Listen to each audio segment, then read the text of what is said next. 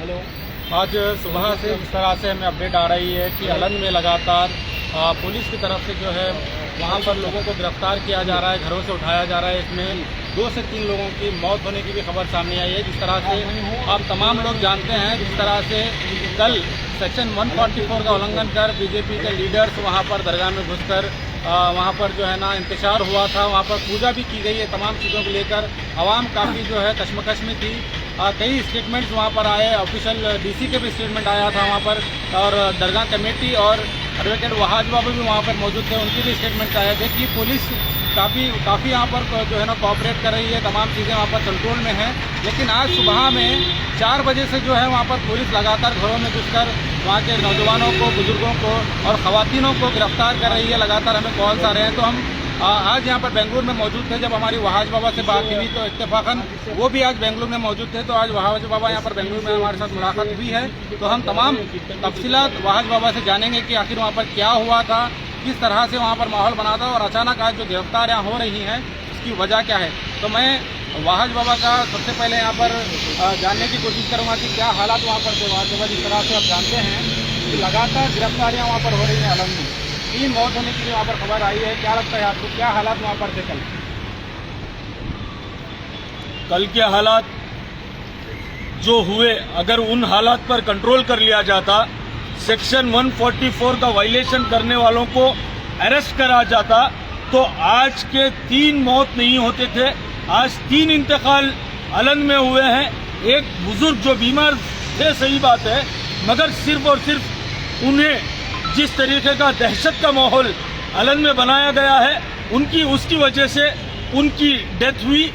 जो जिनका नाम बुरहानुद्दीन अंसारी है और एक लाडले अंसारी और एक सूफिया अंसारी नामी हमारी एक बड़ी बहन, उनका भी इंतकाल इसी तरीके से हुआ।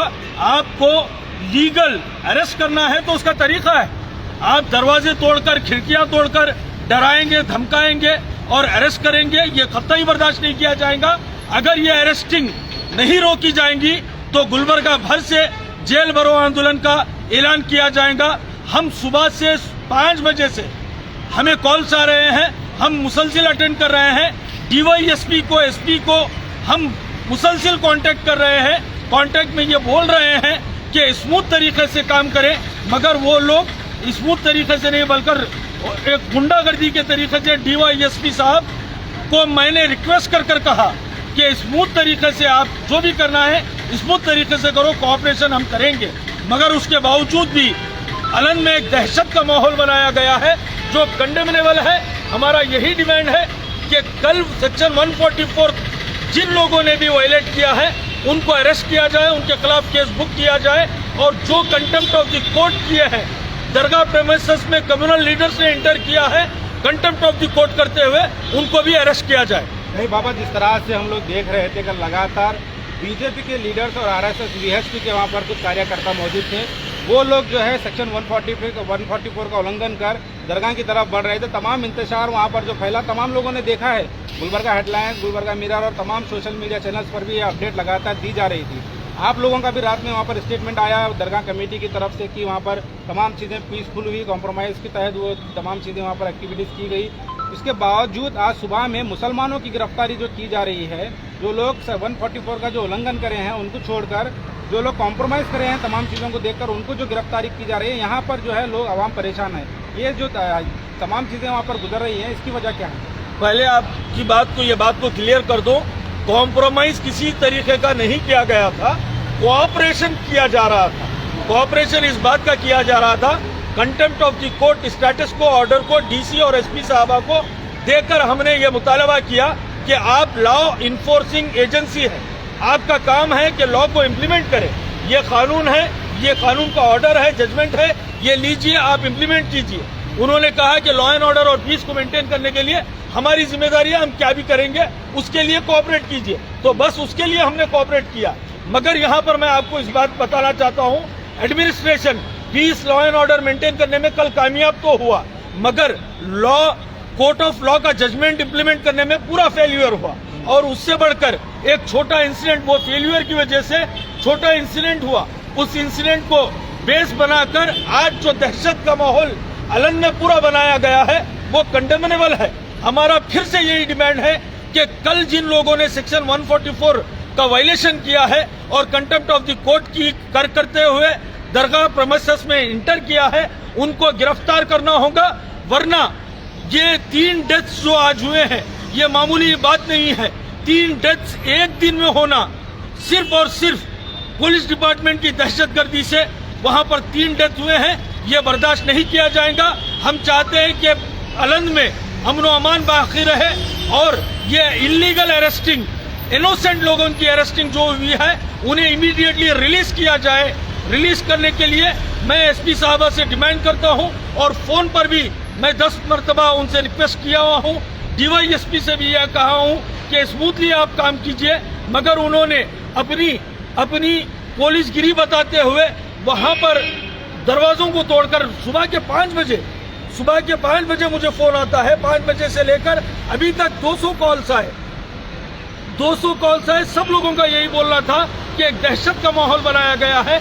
आज अलंद के लोग दहशत में हैं, वो दहशत खत्म करने के लिए पुलिस का ये काम है कि इलीगल अरेस्टिंग को खत्म किया जाए और जो डेथ हुआ है इसके रिस्पॉन्सिबल कौन, इसके जवाबदार कौन रिस्पॉन्सिबल है। मेरी नजर में कल जिन लोगों ने सेक्शन 144 का वायलेशन किया, ये डेथ्स के रिस्पॉन्सिबल वो लोग हैं। मेरी नजर में वो लोग रिस्पॉन्सिबल हैं जो अपने फेल्यूर को छुपाने के लिए ये अननेसेसरी राघु चैतन्य और लिंक का इशू जिसने रेस किया, ये लोग जिम्मेदार हैं। कांग्रेस पार्टी की तरफ से जिस तरह से आप बता रहे हैं कि वो लोग जिम्मेदार हैं, तो आप कांग्रेस के एक लीडर हैं, कांग्रेस की तरफ से क्या इसके ऊपर इकदाम उठाए जाएंगे, क्या एक्शन इसके ऊपर लिया जाएगा, क्या आप लोगों ने प्लानिंग की है इसके ऊपर?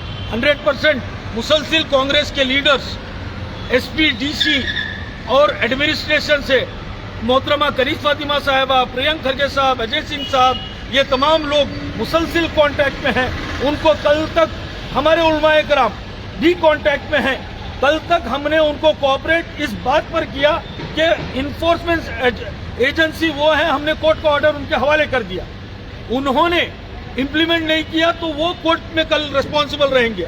तो हमारा आज का ये प्लान यही है कि इमीडिएटली अलंद शहर में ये दहशत का माहौल खत्म हो, पीस प्रिवेल हो और सेक्शन 144 वायलेशन करने वालों की गिरफ्तारी हो।